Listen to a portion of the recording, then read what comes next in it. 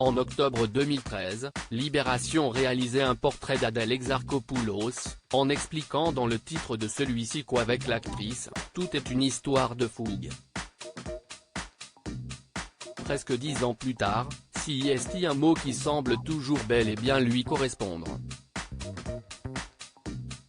Il n'y a qu'à voir l'énergie et la folie qui se dégagent de son récent passage dans la 3e saison de LOL, qui sort, l'émission présentée par Philippe Lachaud et diffusée sur Prime Video, dans laquelle des humoristes et comédiens, dont elle ou Pierre Ninet, ont pour mission de se faire rire les uns les autres.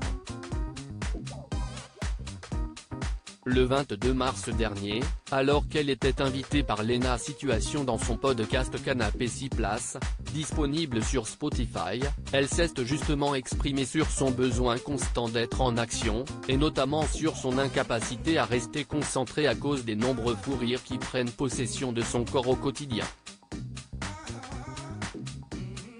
J'ai 4 ans et demi, a-t-elle reconnu avec beaucoup d'autodérision, avant d'expliquer que CIST, un problème qu'elle ne rencontre non pas qu'avec ses amis ou chez elle, mais aussi sur les nombreux tournages qu'elle peut être amenée à faire. CIST horrible, a-t-elle confié à Léna Situation, avant de se souvenir de ce jour, visiblement plutôt récent, où un célèbre comédien a dû la recadrer sur un plateau. Je me suis fait gronder par François Cluzet la dernière fois. Je lui ai dit: tu sais que mon père ne m'a jamais parlé comme tu m'as parlé. Il m'a dit: tu arrêtes maintenant. Le cadre, CIST important, une folie qui pourrait peut-être s'expliquer par le fait que son père et sa mère l'ont de toujours laissé vivre sa vie comme elle l'entendait, sans lui donner de contraintes. Ils m'ont laissé beaucoup de liberté. Celle d'être qui je suis, de sortir tard, de travailler vite, quitter vite la maison.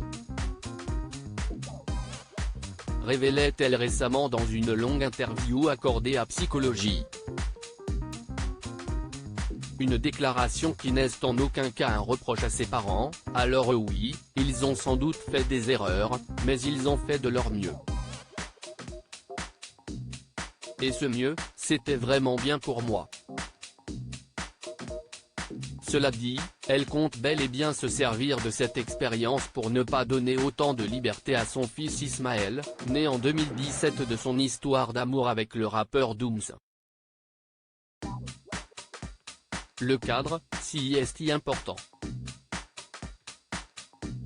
Moi, j'ai longtemps testé les limites, celles du raisonnable et de la patience, ajoutait-elle lors de cet entretien.